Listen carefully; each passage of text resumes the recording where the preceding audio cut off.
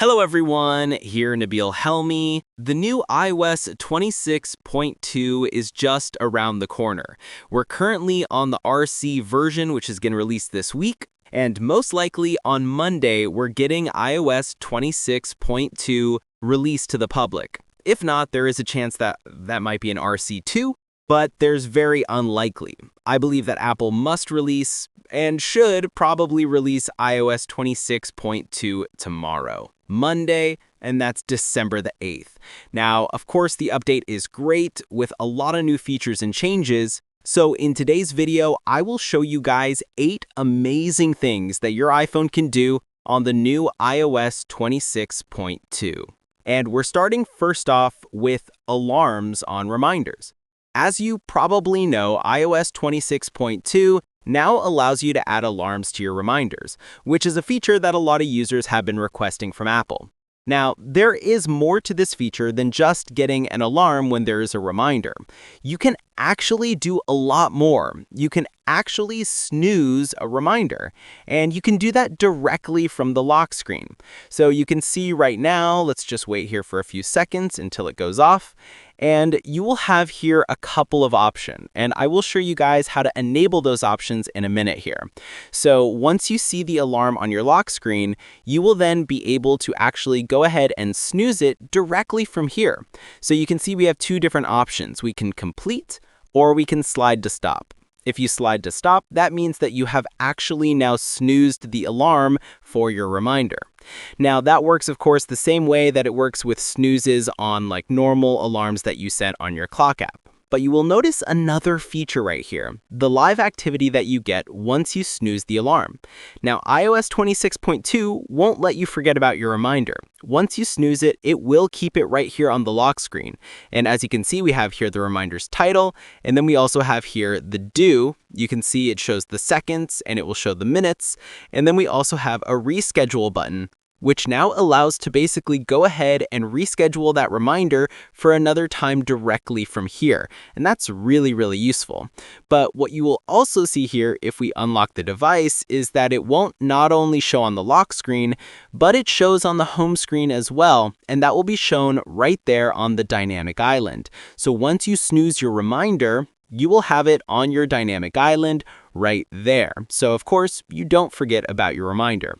Now you can go ahead and tap right here. It shows you basically the time. Of course, we can go ahead and go into the reminder right here itself directly from the dynamic island, which is really awesome. Now, as I showed you guys, you can actually complete the reminder directly from the alarm. Now to do that, you will need to go to the reminder settings, and from here, just head on down here, and you will find something called Complete from Alarm. Now you enable it right here, and once the alarm goes off, you will have that complete button. Now all you have to do there is just use the complete button, and in that case, you will have completed the reminder directly from the lock screen, from the alarm screen, without actually having to go into the Reminders app at all. Now, we have a ton of new features and changes for the podcast app as well. And here's one that I really like. If you're on a podcast, you will now get auto-generated chapters for your podcast. So similar to chapters that you see here on the YouTube videos, but basically the podcasts don't have to do that by themselves. They will be automatically generated by iOS 26.2.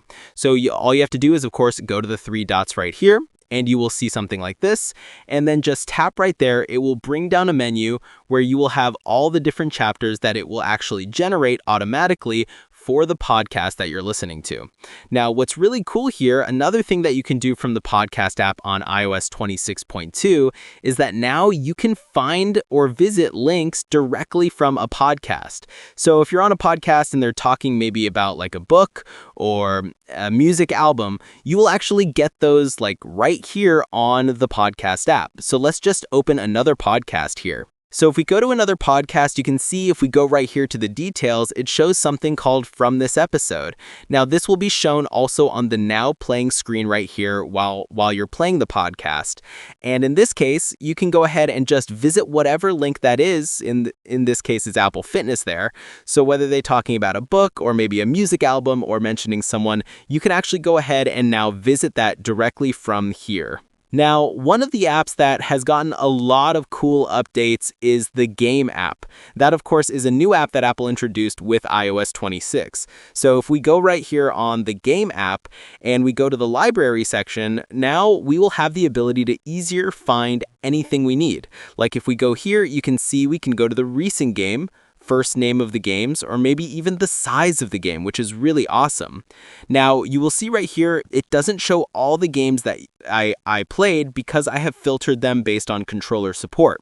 So if you want to know which of your games do support a controller, you simply tap right here and it shows you the games that have controller support, which is really awesome. Now, you can filter also the games based on the device. So maybe just show the games that you have on this current device, or maybe games from Apple Arcade, or games that your friends are playing, or maybe even just go to any category of game that you want to see.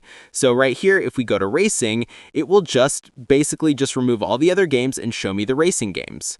But in this case, you can see we have more than one filter. So we show here the games from racing, but that do also have controller support. Now, one feature that is actually really cool, but unfortunately it won't be available for everyone on iOS 26.2, but hopefully in the near future it will, is the ability to actually choose any assistant you want and place it right here on the side button instead of Siri.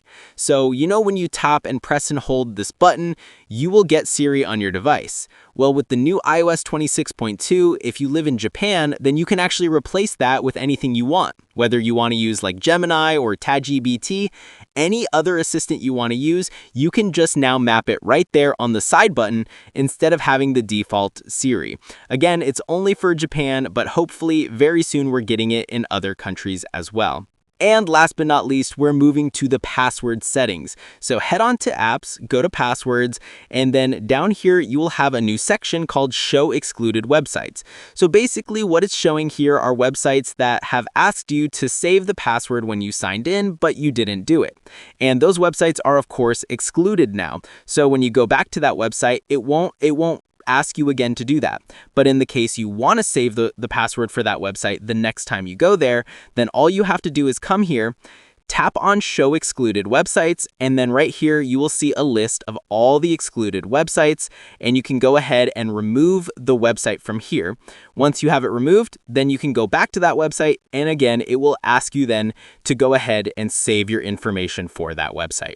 So that's basically it for this video, guys. These are 8 amazing things that your iPhone can now do on the new iOS 26.2, which should come out very soon. Hope you guys enjoyed the video. Smash that like button if you did, and of course, subscribe for more videos. And I'll see you on the next one.